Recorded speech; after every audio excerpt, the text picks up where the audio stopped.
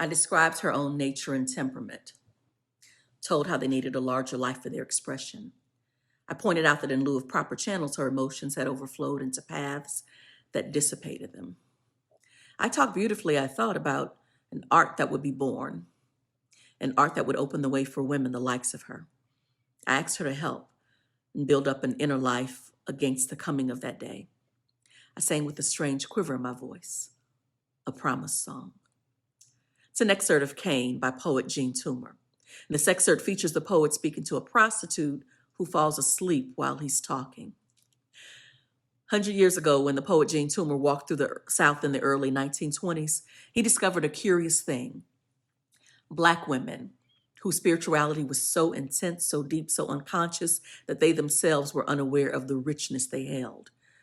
They stumbled blindly through their lives, creatures so abused and mutilated in body, so dimmed and confused by pain that they considered themselves unworthy even of hope. In the selfless abstractions their bodies became to men who used them, they became more than sexual objects, more even than mere women. They became saints.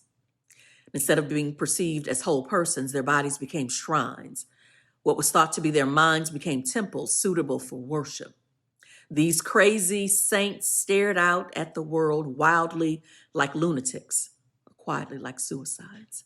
And the God that was in their gaze was as mute as a great stone. Who were these saints? These crazy, loony, pitiful women. Some of them, without a doubt, were our mothers and grandmothers. In the still heat of the post-Reconstruction South, this is how they seemed to Jean Toomer. Exquisite butterflies, trapped in an evil honey, toiling away their lives in an era, a century that did not acknowledge them except as the mule of the world. Our mothers and grandmothers, some of them, moving to music not yet written, and they waited. They waited for a day when the unknown thing that was in them would be made known, but guessed somehow in their darkness that on the day of their revelation, they would be long dead. Therefore, to Toomer, they walked and even ran in slow motion. So they were going nowhere immediate, and the future was not yet within their grasp. And men took our mothers and grandmothers, but got no pleasure from it. So complex was the passion and their calm.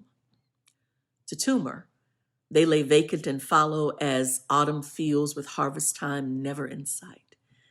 And he saw them enter loveless marriages without joy, and become prostitutes without resistance, and become mothers of children without fulfillment.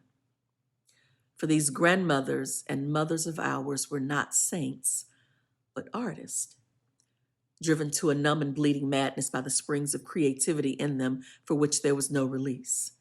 They were creators who lived lives of spiritual waste because they were so rich in spirituality, which is the basis of art, that the strain of enduring their unused and unwanted talent drove them insane. Throwing away this spirituality was their pathetic attempt to lighten the soul to a weight their work-worn, sexually abused bodies could bear. How was the creativity of the Black woman kept alive year after year, century after century, when for most of the years Black people have been in America, it was a punishable crime for a Black person to read or write? And the freedom to paint, to sculpt, to expand the mind with action did not exist. Consider, if you can bear to imagine it, what might have been the result if singing too had been forbidden by law.